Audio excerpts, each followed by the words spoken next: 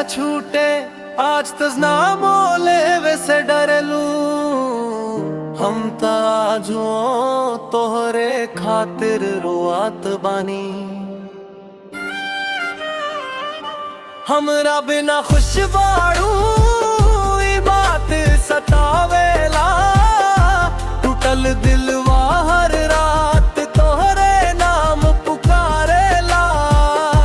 भूला गईलू प्यार के कसम सब तोड़ देलू, रोवत बनी अकेले तू हंस के छोड़ देलू।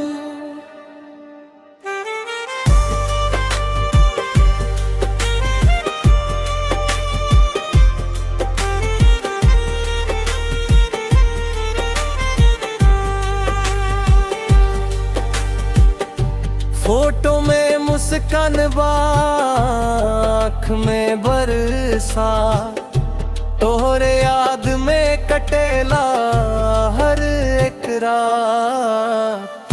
दिलवा के सपना राख बन गई, प्यार के रास्ता वीरान हो गई। काहे दिल से खेल गईलू, काहे सपना तोड़ गईलू। हम त जान बना के रखनी, तू गैर के हो गईलू।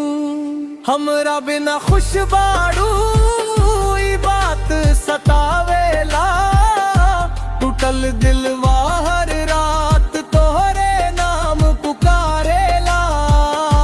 भूला गईलू प्यार के कसम सभे तोड़ देलू, रोवत बनी अकेले तू हंस के छोड़ दे।